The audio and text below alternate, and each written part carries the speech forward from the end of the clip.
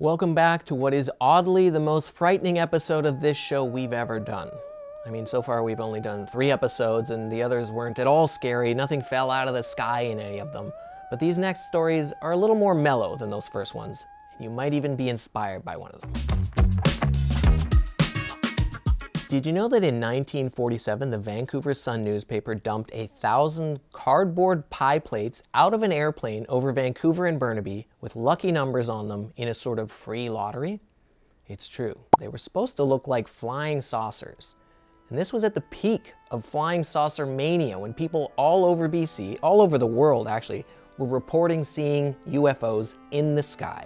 And the newspaper was, of course, reporting on all those stories.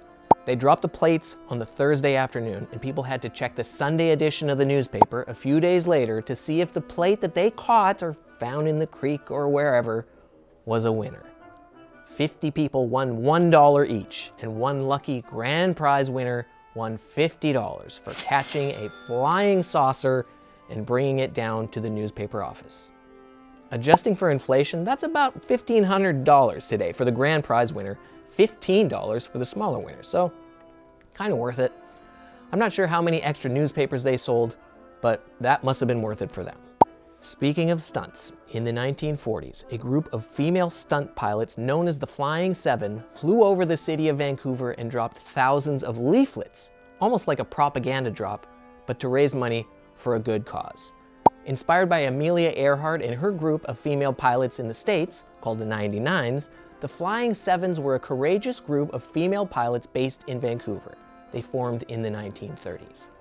They offered their services to the war effort in the 1940s, first by volunteering to fly in the war, but they were turned away by the Canadian military simply because of their gender.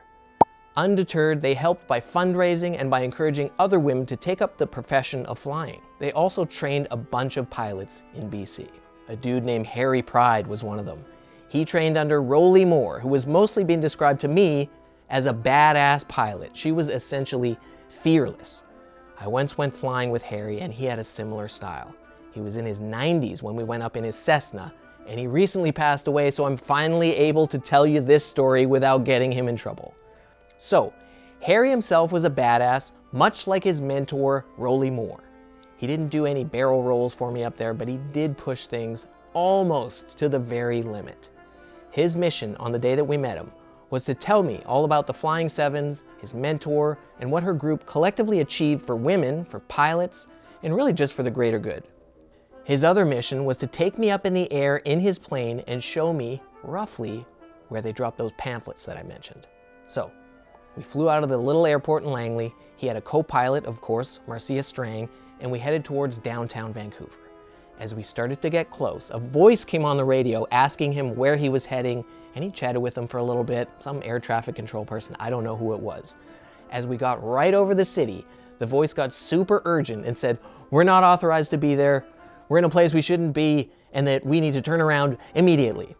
Harry just kind of casually pretended he didn't hear what they said, turned down the volume, pointed at the place where they dropped the pamphlets. Then we turned around and headed back to the airport in Langley. All of this took place over the span of just a couple minutes tops, and I personally wouldn't have had the gumption to do it, but he really wanted to show us where it all happened. And he had trained under a true badass, Roly Moore. Rest in peace, Harry. You absolutely would have made the Flying Sevens proud. And now you know.